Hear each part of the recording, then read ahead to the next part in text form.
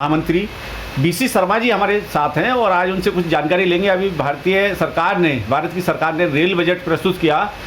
उस rail budget में कुछ बढ़ोतरी तो की है, लेकिन जो रेलवे कर्मचारी हैं उनको कुछ नहीं मिल पाया सरकार की तरफ से। उसी विषय में जानकारी चाहिए। बीसी शर्मा जी, आपका हमारे चैनल पर हार्दिक स्वागत है।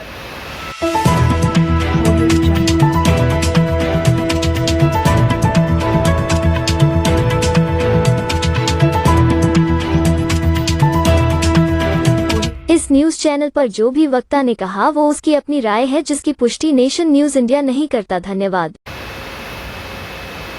इस बार जो बजट हुआ, एक तो रेलवे बजट का इन्होंने जो 1924 से चलता आ रहा था सेपरेट बजट, इन्होंने 18 में आके जो मेन बजट के साथ मिला दिया, उससे रेलवे की पहचान कम हो गई।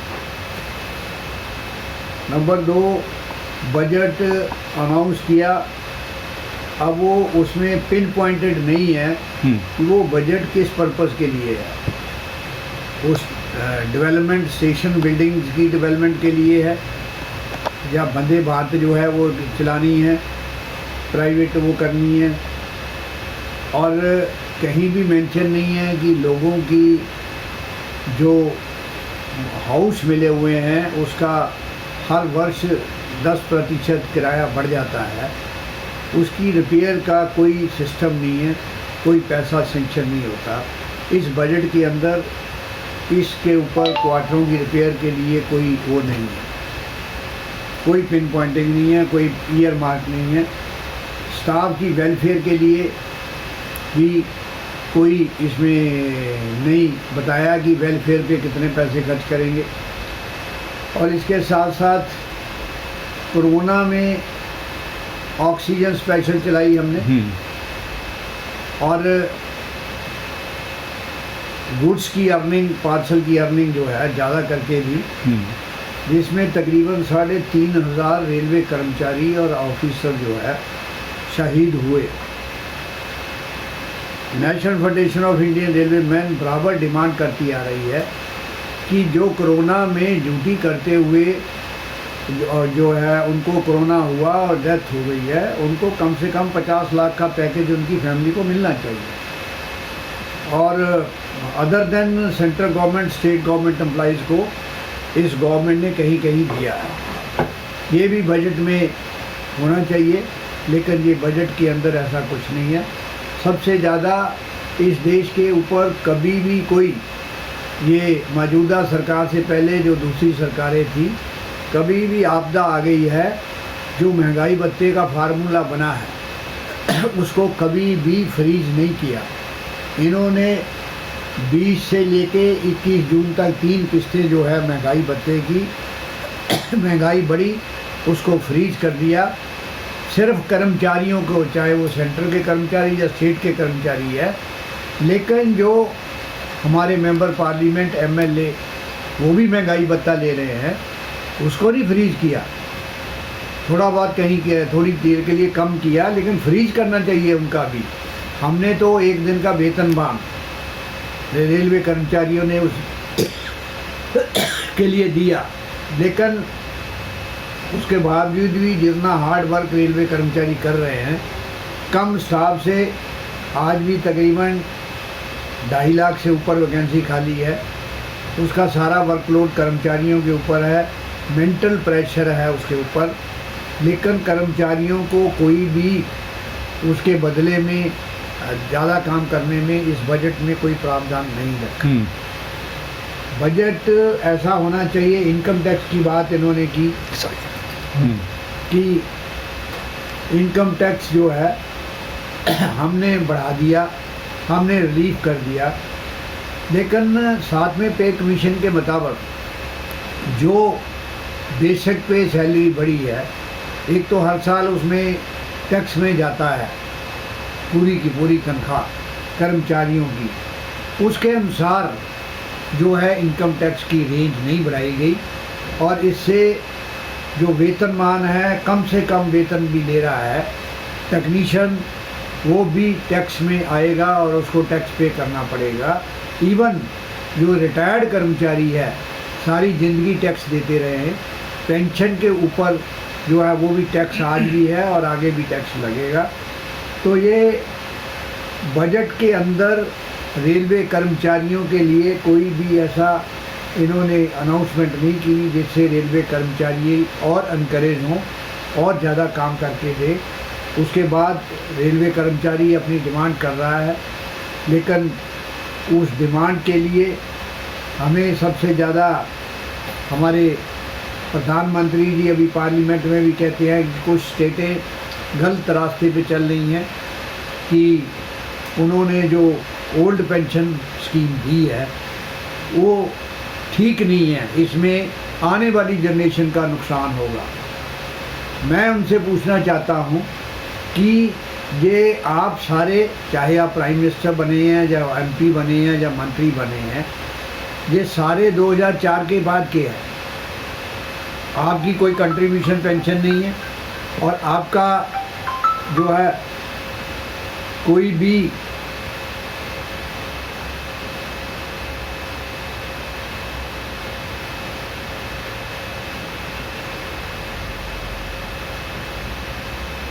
पैसा कट कर नहीं कटता। आपका मिनिमम पेंशन है, इवन एमपी एमएलए मंत्री जो है 7-7 8-8 पेंशनें दे रहे हैं, जबकि कर्मचारी 30 साल 35 साल सर्विस करता है उसको एक पेंशन मिलती है और 30 साल सर्विस के दरमियान भी उनके कोई ऐसी गलती हो जाती है, एक्सीडेंट हो जाता है, काम होता है, तो उनकी उसकी नौकरी पीछे कुछ नहीं मिलता, उनको रिमूव कर दिया जाता है। और देश आज़ाद है, कॉन्स्टिट्यूशन बना हुआ है, तो सबके लिए बराबर होना चाहिए। ये चाहे मनटेक से गालूवालिया है या दूसरे जो नीति आयोग के हैं, ये भी कह रहे हैं कि पेंशन एक रेवड़ी है, रेवड़ियाँ बांट रहे हैं, ये बिल्कुल गलत है। पेंशन ऐसा कुछ नहीं है, पेंशन कोई पल्ले से नहीं देती। इससे पहले जो गवर्नमेंट थी बीजेपी से पहले और कांग्रेस इतने साल रही, उसने पेंशन ये चालू की 1957 में।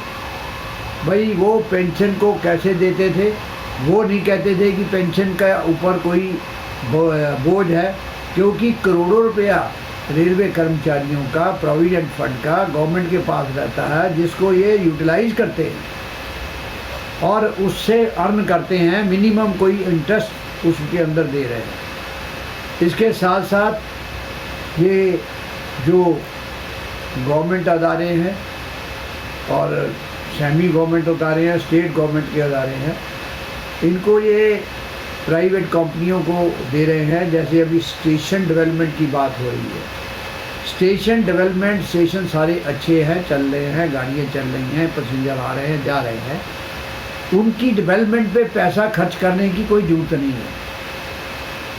उसके अंदर जो हमारे देश के नागरिक हैं, किराया कम करो, उससे अच्छी सुविधा दो और ज़्यादा से ज़्यादा गाड़ियाँ चलाओ, जिससे देश के नागरिकों को कुछ राहत मिल सके। आज भी जब भी कोई फेस्टिवल होता है, लोगों को जाने के लिए चाहे स्पेशल ट्रेनें चला दी जाती हैं, लेकिन उनको जगह नहीं मिलती।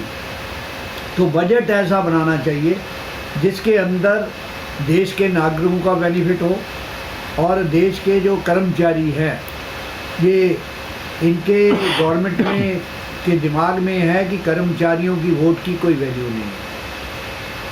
आज अगर हम उसको देखेंगे कि कम से कम 15 करोड़ कर्मचारी और उसके परिवार के वोट हैं, और मैं तो ये भी कहूँगा कि इस गवर्नमेंट को वोट की चोट देने की नेसेसिटी है।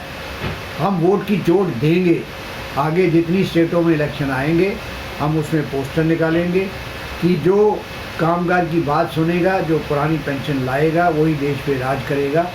नई पेंशन जो है उसको हम नहीं मानते हैं। नई पेंशन के अंदर जो पुरानी पेंशन में प्रावधान है वो नहीं है। मिनिमम पेंशन की गारंटी नहीं है, ग्रेचुटी नहीं मिलनी है, फैमिली को नहीं मिलना है। तो इसलिए ये देखा गया है कि एक मेंबर पार्लियामेंट जो अपनी जो फर्स्ट क्लास ट्रेन है उनमें अपने साथ 3 या 4 जो सवारियां हैं, जो अपने जो घर परिवार के लोग हैं उनको फ्री ले जाने का काम करते हैं, जबकि एक रेल अधिकारी अपने परिवार से संबंधित उनका टिकट लेके फर्स्ट क्लास एसी में जाने का काम करते हैं, लेकिन इनको सभी फ्री सुविधा दी जा रही है।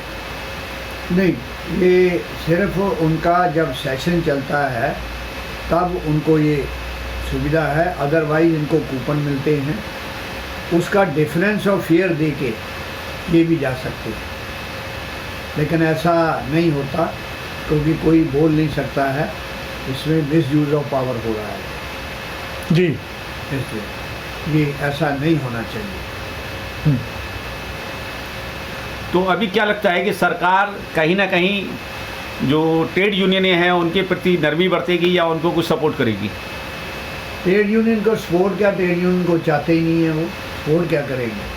वो तो चाहते हैं कि इस देश के अंदर जो आपने इतने प्राइम मिनिस्टर देखे इस पार्लियामेंट के अंदर, कभी किसी प्राइम मिनिस्टर ने छाती ठोक के नहीं कहा अकेला भारी है।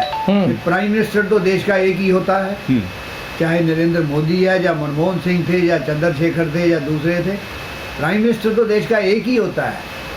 तो जो सत्ता वाले हैं वो प्राइम मिनिस्टर जो होता है उसको फॉलो करते हैं। ये ऐसा वाकया हमने फर्स्ट टाइम देखा, ऐसा प्राइम मिनिस्टर को शोभा नहीं देता, ये ऐसा नहीं बोलना चाहिए और प्राइम मिनिस्टर को अपोजिशन की बात सुननी चाहिए। अगर जो एक ही आदमी को जो बिजनेस दिए जा रहे हैं कि जिस तरह ईस्ट इंडिया कंपनी को बिजनेस दिया था और देश के अंदर आगे राज कर लिया था, ये एक आदमी को जो दिए जा रहे हैं सब कुछ मैक्सिमम दे दिया। आज वो LIC, SBI दूसरी जगह ये आ रही है, शेयरों में डाउन हो गया है। उसमें अगर ये सच्ची है, गवर्नमेंट कहती है हमने भ्रष्टाचार नहीं होने देना है, तो उसके इंक्वायरी कराने में क्या दिक्कत है? पार्लियामेंट में अनाउंस करना चाहिए था जी इंक्वायरी कराएंगे, जो सही होगा उस पर एक्शन लेंगे। तो national federation of Indian railwaymen ये जो बजट हुआ इसका कि अच्छा बजट नहीं लगा, कर्मचारियों के हित में नहीं है, देश के नागरिकों के हित में नहीं है। ये सिर्फ आने वाले 24 में इलेक्शन को देखते हुए इस तरह का बजट जो है वो गोलमोल दिया है। तो इसलिए हम पुरजोर गवर्नमेंट से कहेंगे कि इसको कैबिनेट दोबारा मीटिंग होती है, रेलवे कर्मचारियों को उनकी क्वार्टरों के लिए या तो वो 10% हर साल किराया जो बढ़ता है जब तक रिपेयर नहीं होती वो किराया बंद कर दें और लोगों के रहने लायक जो है क्वार्टर होने चाहिए और उनकी मरम्मत के लिए पैसा मिलना चाहिए। और ऐसे ही जो बजट के लिए में जो है डेवलपमेंट ये कराना चाहते हैं वो डेवलपमेंट रेलवे के फंड काट के ना कराई जाए स्टेशनों के ऊपर, वो जो जिस स्टेट में पड़ता है उस फंड में उसका शेयर दिया जाए। और इन्हीं बातों से मैं आखिर में चलते चलते जो है वोट की चोट की हम बात कर रहे थे, अभी हाल ही में कुछ चुनाव हैं कई राज्यों में, क्या रेलवे कर्मचारियों से कुछ आह्वान करना चाहेंगे कि इस सरकार के प्रति? मैं रेलवे कर्मचारी, स्टेट गवर्नमेंट के कर्मचारी, अनऑर्गेनाइज सेक्टर सबसे आह्वान करता हूँ कि वोट अपना तो आपका कीमती वोट है। अब 15 करोड़ कर्मचारी हैं, उसमें से 10 करोड़ भी ये सोच लें कि हम वोट उसको देना जो कर्मचारियों की बात करेगा, कर्मचारियों की मांग को उठाएगा। कर्मचारियों के जैसे रेलवे कर्मचारी आज 11.5 लाख है, उनका जो नाइट ड्यूटी अलाउंस के ऊपर सीलिंग ली है, रात को ड्यूटी करते हैं, उनकी सीलिंग हटाएगा, उनका महंगाई भत्ता जो है उसको रिलीज़ करेगा और रिक्रूटमेंट के अलाउ करेगा, जो खाली वैकेंसी हैं उसको भरेंगे, जो पुरानी पेंशन बहाल करेगा वो अपने मैनिफेस्टो में कराएगा, उसको वोट दे। दूसरी किसी भी जो सत्ता वाली पार्टी है उसको जो हवा में बहकर कोई कर्मचारी वोट ना दे, कोई परिवार वोट ना दे। Press the bell icon on the YouTube app and never miss another update.